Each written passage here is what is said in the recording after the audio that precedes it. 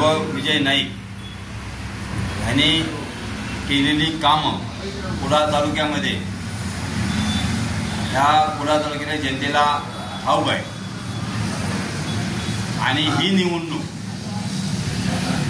स्वतः मतदारांनी हातामध्ये घेतलेली आहे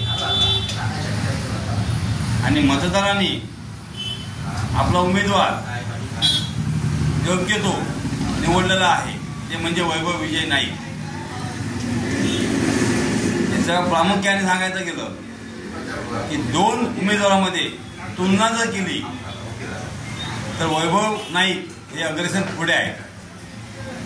सर्वसामान्यांचे आमदार म्हणून त्यांची आज कुडाळ तालुक्यामध्ये ओळख आहे। आज कुठचाही प्रसंग आला तर वैभव नाईक त्या ठिकाणी उपस्थित असतात। वैभव नाईकांचं घर मुंबईमध्ये नाही तर जिल्ह्यामध्ये आहे, त्यामुळे वैभव नाईक हे जिल्ह्यामध्ये राहणारे आमदार आहेत। म्हणूनच त्यांची पसंती सर्व मतदारांनी केलेली आहे आणि त्याच माध्यमातून वैभव नाईक यांचा विजय निश्चित आहे।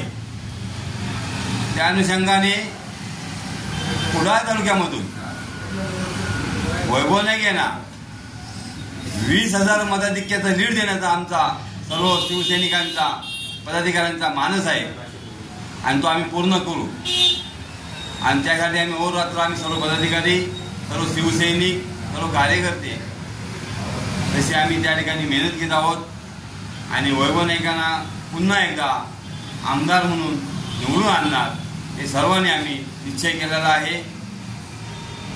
वैभव नाईक हे सर्वसामान्यांमध्ये हात जोडणारे आमदार आहेत, उमेदवार आहेत, त्यामुळे सर्व मतदारांनी, सर्व जनतेने वैभव नाईक यांची पसंती निवडलेली आहे। निष्ठेचे पाईक वैभव नाईक ही तुलना आम्ही का करतो की वैभव नाईकांनी 5 पक्ष बदलले नाही।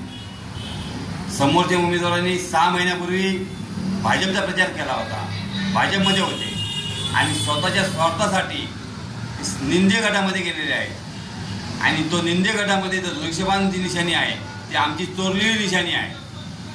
आम्ही ठामपणे सांगू शकतो की चोरलेली निशाणी घेऊन समोरचा उमेदवार निलेश राणे उभे राहिलेले आहेत, त्यामुळे त्याची पसंती मतदार करू शकत नाही। त्यांनी 5 पक्ष बदलले, निवडून आल्यानंतर ते कुठच्या पक्षामध्ये जातील हे मतदारांना माहीत आहे। आज जे प्रवेश चालू आहेत ते भाजपचे प्रवेश निंदे गटामध्ये करतायत, त्यामुळे उभाटाचे प्रवेश करत नाही। वैभव नाईकांना धक्का वगैरे काय नाही, भाजपलाच धक्का आहे आणि त्याचं मूळ कारण जुन्या भाजपने याचं आत्मपरीक्षण केलं पाहिजे की हे मनुष्य आपले भाजपचे प्रवेश निंदे गटामध्ये घेत असून भाजपलाच धक्का आहे, ते भाजपला धक्का देत आहे। सर्व मतदारांबरोबर आम्ही जात असताना मतदारांची पसंती वैभव नाईकांनाच आहे, मशालीलाच आहे, उद्धव साहेबांना आहे। बाळासाहेबांचे निष्ठावंत शिवसैनिक म्हणून आज वैभव नाईक यांची पसंती आहे। वैभव नाईकांनी आजपर्यंत निष्ठेचा पायी म्हणून वैभव नाईक यांची ओळख करून ठेवलेली आहे। ते खोक्या मागून गेले नाही, ते आज निष्ठेने ज्या निष्ठेने आज कुडाळ तालुक्या मालवण तालुक्याच्या मतदारांनी आपल्याला निवडून दिलं त्या मतदारावर मी राहणार म्हणून निष्ठेने वैभव नाईक त्या निष्ठेने राहिलेले आहे। त्यामुळे वैभव नाईक यांची पसंती मतदारांनी केलेली आहे। त्याच्यामुळे येणाऱ्या 20 तारीखला मतदान हे वैभव नाईकलाच होणार, मशालीलाच होणार आणि वैभव नाईक यांचा विजय निश्चित होणार।